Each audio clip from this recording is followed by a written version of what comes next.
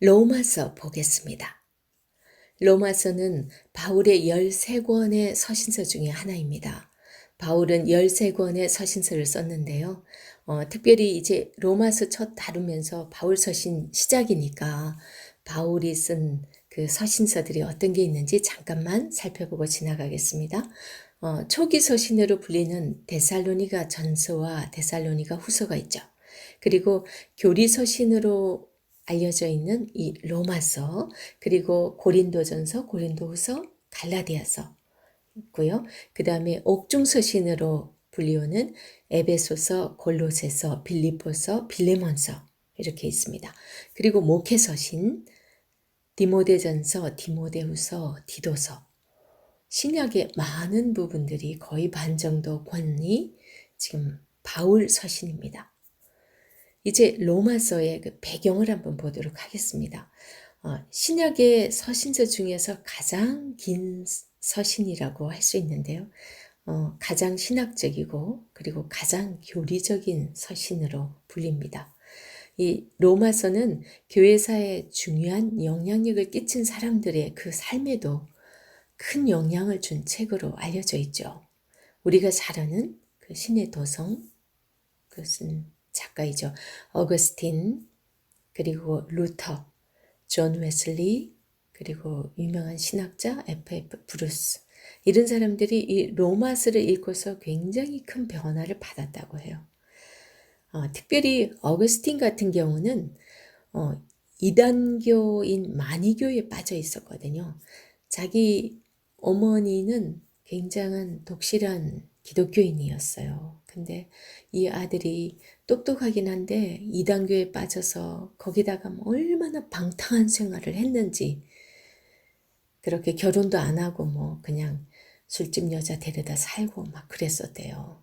그러다가 하루는 이 로마서 13장 13절에서 14절의 말씀을 대하게 됐는데, 그게 어떤 거냐면 낮에와 같이 단정히 행하고 방탕과 술 취하지 말며 음란과 호색하지 말며 쟁투와 시기하지 말고 오직 주 예수 그리스도로 옷 입고 정욕을 위하여 육신의 일을 도모하지 말라.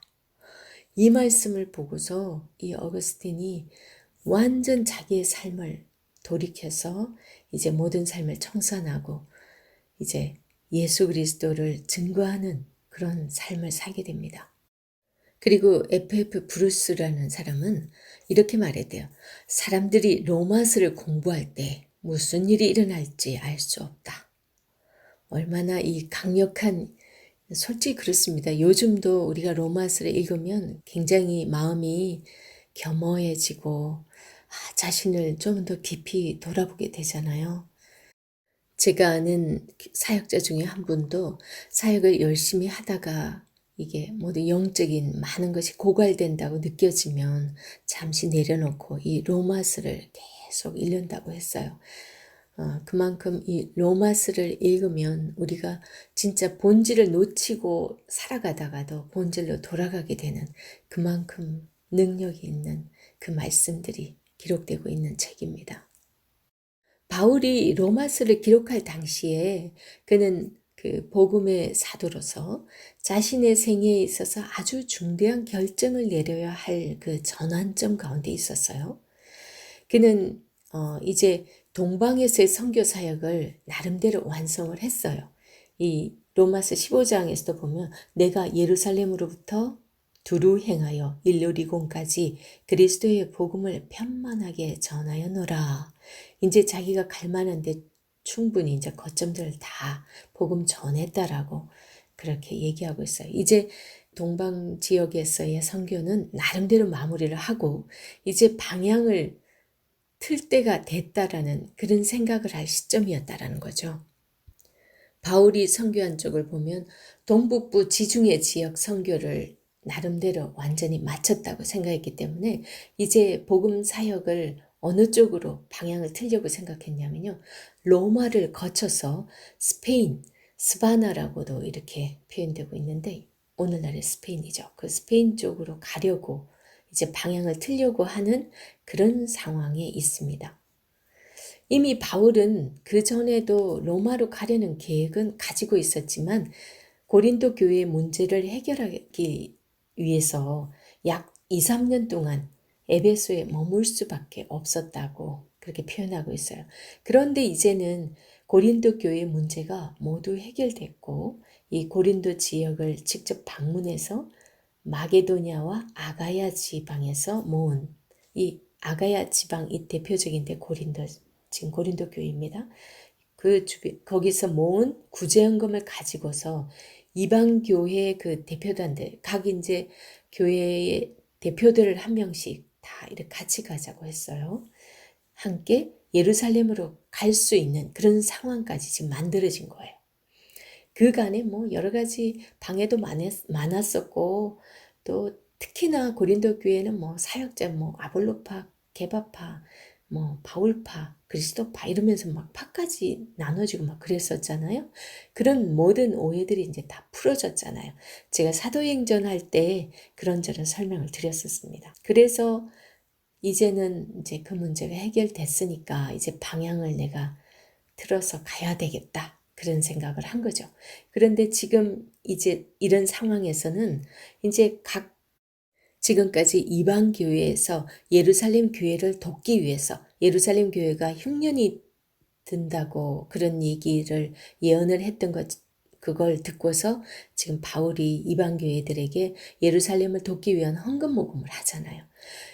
특별히 이 바울이 이방 교회에 다니면서 예루살렘 교회를 위해서 헌금하자고 했을 때는 바울 나름의 특별한 이유가 있었어요. 그냥 단지 어려우니까 돕자 이런 차원이 아니고 더구나 이 예루살렘 교회는요 대부분이 유대 그리스도인들이에요.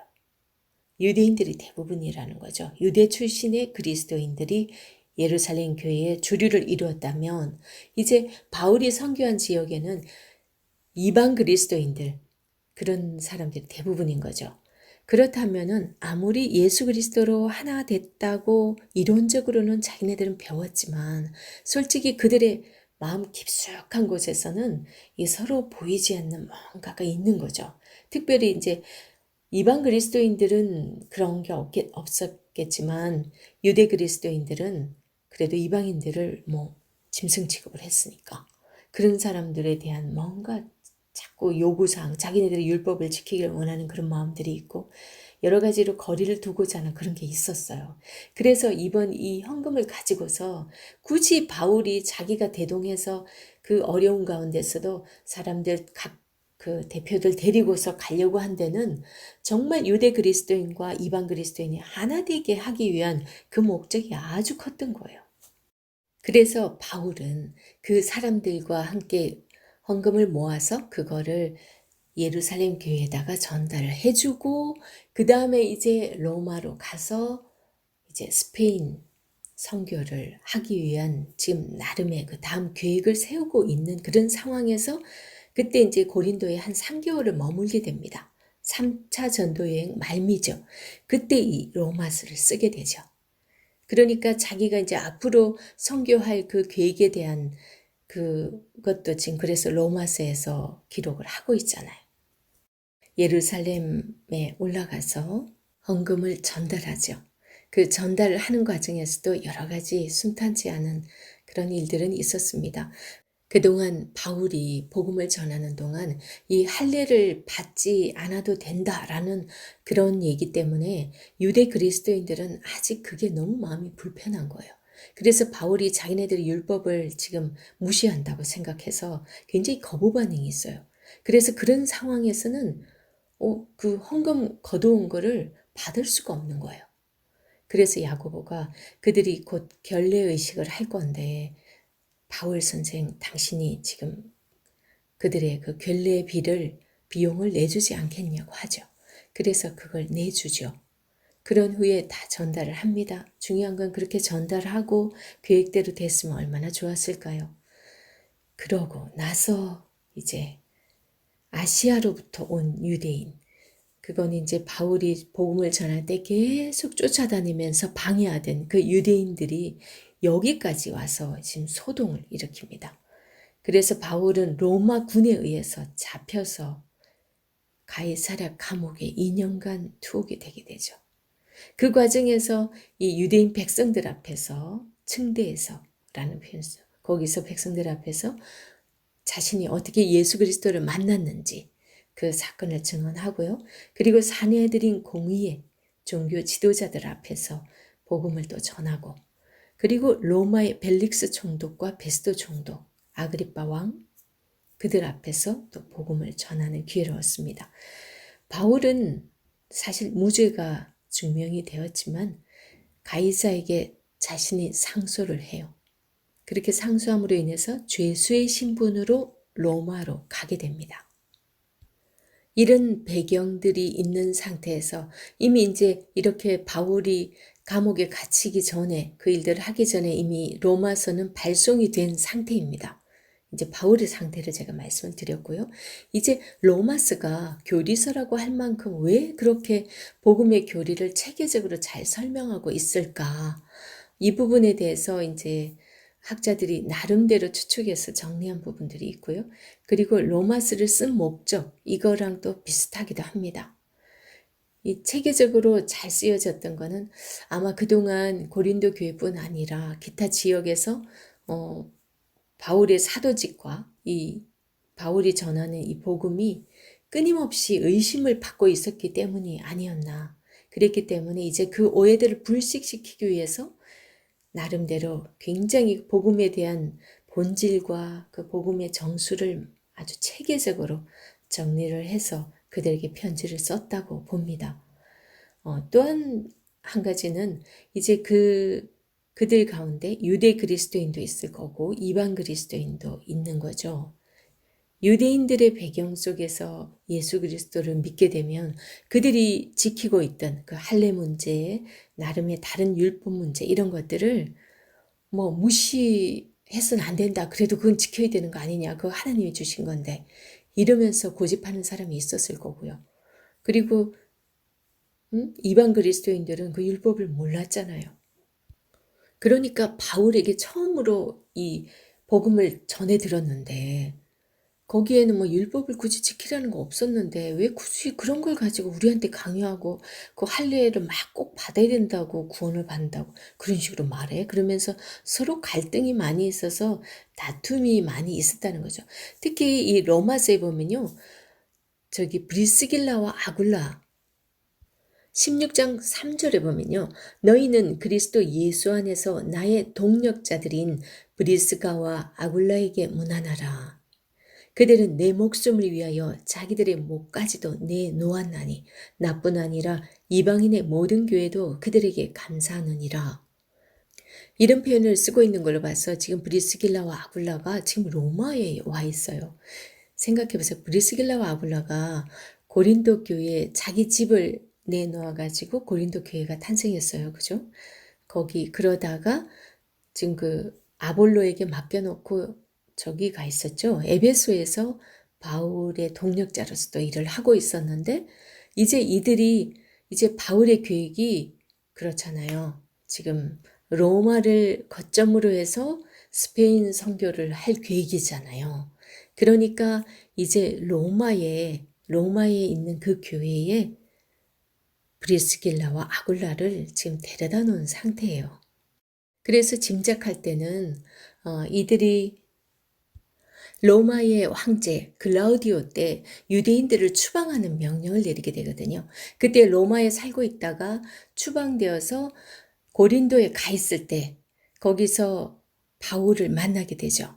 그래서 유대 그리스도인으로서 자기 집에서 고린도 교회를 세우고 그리고 에베소에서 바울의 동력자로서 그 사역을 하고 이제 그 이후까지도 같이 동력을 하기 위해서 바울이 16장 3절에서 그 말하고 있는 걸 봐도 자기 목까지도 내놓았다라는, 생명도 아깝지 않게 자기 그 복음의 동력자로서의 활동을 했다라는 그 표현을 쓰고 있습니다. 얼마나 충성스러운 같은 동력자였는지 알 수 있습니다. 이들이 지금 로마 교회에 가 있어요. 사실 바울은 한 번도 간 적이 없는 곳이죠. 하지만 이들로부터 그곳 사정을 충분히 얘기 들었을 것으로 우리는 짐작할 수 있습니다. 그래서 바울이 로마스를 쓴 목적을 보면 몇 가지로 나눠볼 수 있는데요. 첫 번째는 로마에 있는 성도들을 격려하고 그들에게 감사의 마음을 전하기 위해서 썼다고 봅니다. 그리고 두 번째는 로마 교회 성도들에게 신령한 은사를, 여기서 신령한 은사라고 말하는데 이거는 무슨 이상한 방언받고 뭐 이런 게 아니라 말씀이라고 모두가 다 해석합니다. 그 신령한 은사가 말씀을 전하여서 그들을 견고하게 하고 격려함으로 서로 안위하게 하기 위함이라고 로마서 1장 11절에서 12절 증거하고 있고 그 다음에 15장 24절에서 이렇게 증거해주고 있습니다. 그런데 바울은 자신의 로마 제국 그 동반부 선교 사역을 마무리하면서 당시 땅끝 스바나 스페인까지 선교하기를 원했었는데 그 전에 꼭 로마를 방문해야 되겠다라는 그 계획을 세우게 되죠. 그렇게 생각했던 그 가장 큰 이유가 로마 교회가 자신의 선교 사역의 후원교회가 파송교회라고 우리가 보통 하지만 파송교회다 이러면은 그 선교사님들의 물질적 필요나 기도의 동력자로서 모든 후원을 해주는 그런 약속인 거예요. 그렇게 좀 해주길 원한다라는 얘기를 합니다. 그리고 또 한 가지 추측될 수 있는 건요. 당시에 이방 그리스도인과 유대 그리스도인들 사이에 이 율법 문제 때문에 아주 갈등과 반목이 심화되어서 이 브리스길라와 아굴라가 편지를 쓰지 않았을까. 그러니까 그런 문제들을 해결하기 위해서 로마스를 기록했다고 봐요. 또 한 가지는요. 이 신학자들의도 의견인데 보다 폭넓은 역사적 상황에서 이제 바라봤을 때 이제 곧 바울은 이 편지를 쓸 당시에 이제 헌금을 다 모아가지고 그런 각 교회 대표들과 함께 지금 예루살렘 교회를 방문할 계획을 지금 갖고 있잖아요. 그런 차원에서 이제 신학적인 논쟁이 충분히 있을 수가 있는 거죠. 그 예루살렘 교회가 유대 그리스도인들이 지배적이니까 더구나 자기가 그렇게 복음 전하러 다니면서 이방 그리스도인들과의 그 사이에서 지금까지 유대주의자들의 방해가 워낙 있었으니까요. 그래서 그런 걸 염두에 두고서 로마스를 저술하지 않았나. 그렇게 로마에다 그런 편지를 진짜 복음의 정수를 정리해서 체계적으로 정리해서 보냈을 것이다. 그렇게 보기도 합니다. 그래서 예루살렘 사도회의를 대비한 사전의 준비로서 이걸 썼을 것이다. 이렇게 보기도 합니다.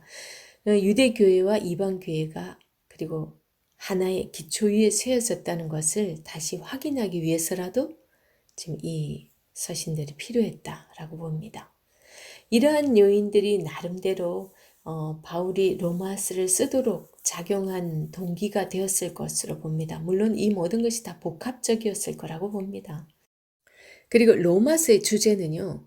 예수 그리스도의 복음 안에 있는 구원과 하나님의 의가 주제가 됩니다. 우리가 흔히 이신칭이라고 얘기하죠. 모든 사람은 용서받을 수 없고 영원히 죽어야 하는 죄인이지만 그 죄인들에게 구원의 소망이 생겼는데 그것은 다름 아닌 예수 그리스도 안에 드러난 하나님의 의라는 사실이에요. 그것으로 인해서 이 죄인들이 구원받을 길이 생겼다라는 거죠. 어떤 인간의 노력이 아닌, 그래서 더구나 할례 받아야만 구원받는다 이런 건 더욱더 아닌 거죠. 그래서 로마서의 핵심 주제 중에 하나인 이 하나님의 의는 인간이 하나님 앞에서 어떻게 의로워지는가 하는 그런 루터의 질문에 대한 대답으로 주어진 것이 아니에요. 가끔씩 그 루터가 이걸로 인해서 은혜 받았다고 해서 너무 그쪽으로 포커스가 가면 안 되고 지금 바울이 쓴 것은 유대인과 헬라인이 하나님 앞에서 얼마나 동등한가 라는 그 바울의 질문에 대한 하나님의 답으로 주어진 것입니다. 그래서 로마서 3장 22절에 하나님의 의는 차별이 없다라는 이 바울의 상황에 대한 인식으로부터 이 답이 해석이 된다고 볼 수 있어요. 그래서 바울은 로마서 12장 이하에서 여러 가지 권면적인 교훈을 통해서 6장에서 8장에서 말한 그 신자가 죄의 종이 되지 않고 의에게 종이 되는 것, 곧 죄와 율법의 지배를 받지 않고 성령의 지배를 받는 것이 구체적으로 어떤 것인가를 보여줍니다. 로마서 12장 이하의 이 교훈이 단순히 윤리적인 권면이 아니라 바로 로마서 전체의 중심 주제인 이신칭의의 구체적인 표현으로 볼 때 우리는 이 로마서의 결론 부분에 나타나 있는 그리스도께서 하나님의 영광을 위하여 여러분을 받은 것처럼 여러분들도 하나님의 영광을 위하여 서로 받으라. 이 15장 7절에서 이렇게 말씀하고 있거든요. 여기서 그리스도께서 우리를 받아. 그러니까 그리스도께서 여러분을 받았다라는 이 말이 하나님께서 그리스도 안에서 이루신 의와 연결된다고 이렇게 본다면 이 여러분이 서로 받으라. 이 권면은 이 의를 삶을 통해서 실현하라는 거예요. 삶을 통해서 실현하라는 그런 교훈으로 보아야 됩니다. 이 결어 부분을 마감하는 16장 25절에서 27절에서 하나님의 의를 그 내용으로 하는 자신의 그 복음이 바로 주제 구절과 그리고 3장 21절에서 말한 대로 3장 21절은요. 이제는 율법 외에 하나님의 한 의가 나타났으니 율법과 선지자들에게 증거를 받은 것이라. 이렇게 얘기하는 이 여기에서 말한 대로 하나님의 종말론적인 계시임을 또 밝혀줍니다. 이런 걸 보더라도 확실히 하나님의 의, 이 이신칭의는 로마서의 전체 구조를 통일시키는 중심 주제임에 틀림이 없는 것 같습니다. 전반부 1장에서도 말씀하고 있고 지금 마지막 끝에서도 얘기를 하고 있으니까요.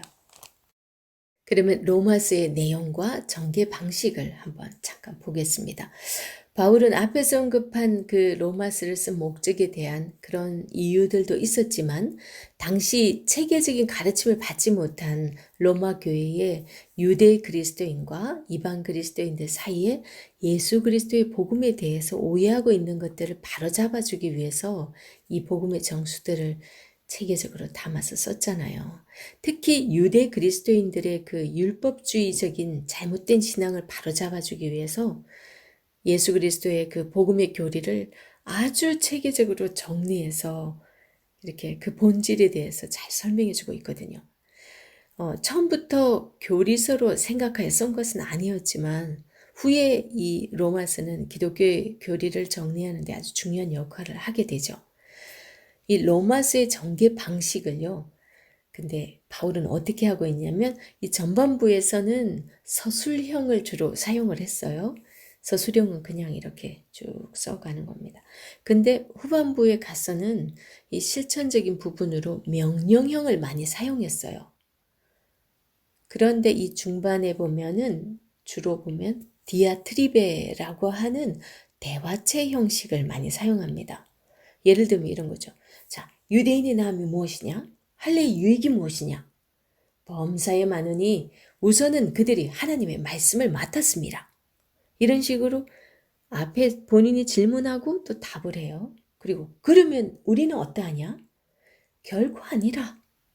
이런 식으로 자신이 질문하고 답하고 이런 식으로. 그러면 아무래도 우리가 좀 더 와닿겠죠. 확실하게. 이렇게 복음의 진수들을 질문하고 답하는 형식으로 아주 조리 있게 잘 설명해 주고 있습니다. 이제 로마서의 구조를 보겠습니다. 바울은 인사와 서문을 마감을 하면서 1장 15절에서 먼저 자신이 로마에 있는 성도들에게 복음을 전파하기 원한다라는 그 의지를 밝힙니다. 그리고 바로 이어서 1장 16절과 17절의 그 주제 구절에서 복음의 내용, 곧 하나님의 그 구원하시는 능력으로서 하나님의 의에 대해서 언급을 해줍니다.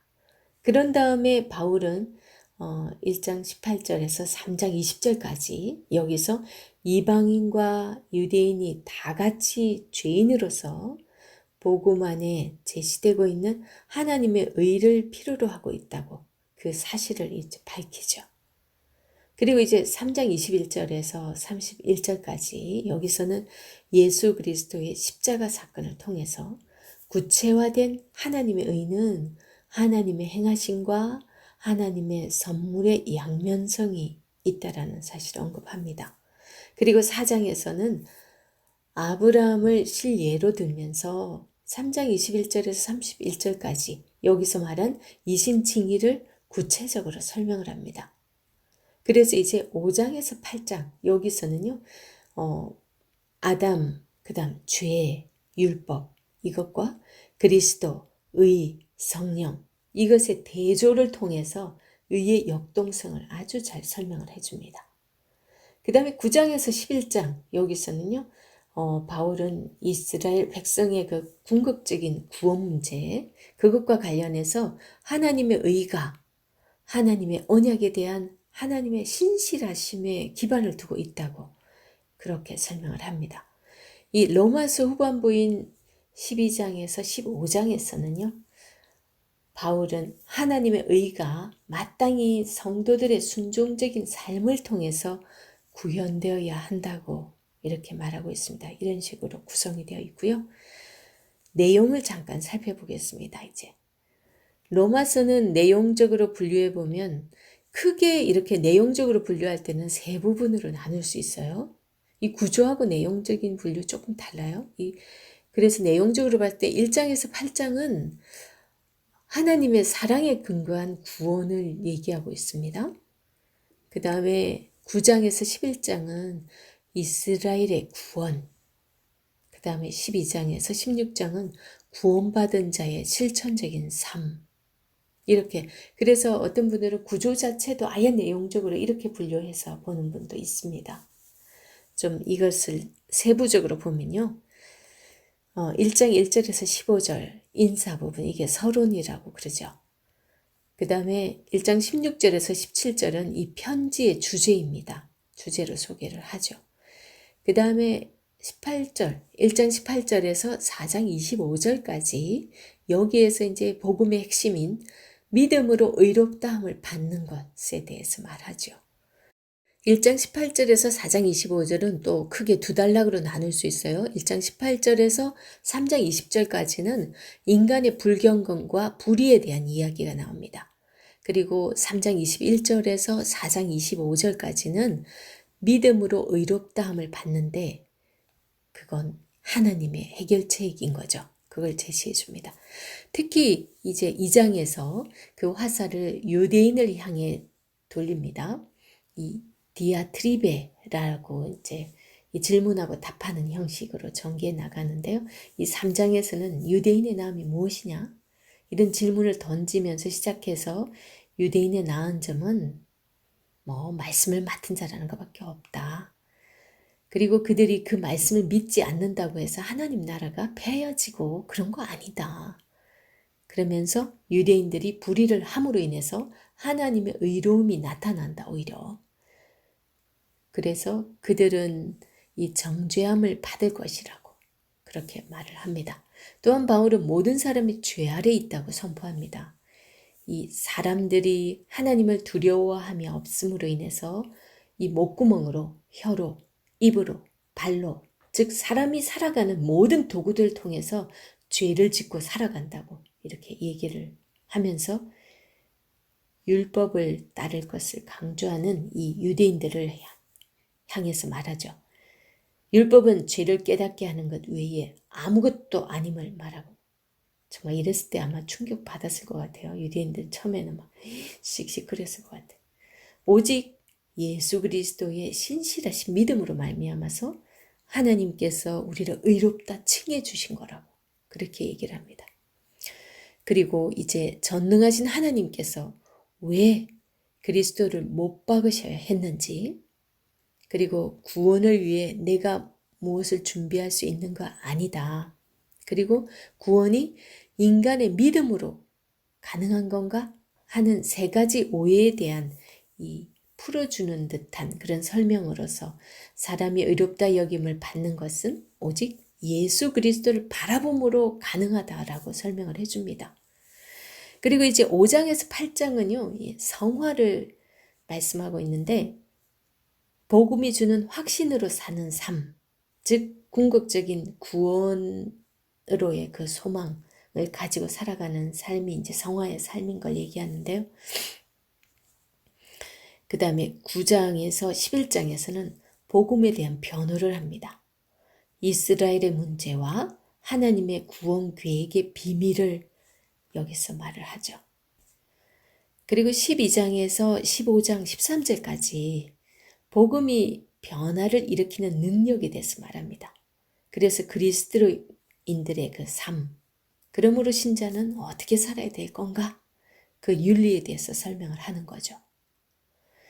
그리고 이제 15장 14절에서 16장 27절까지 이제 여기서는 이제 바울의 사역과 여행 계획, 그리고 문안 인사를 하고 영광송으로 이렇게 끝맺고 있습니다.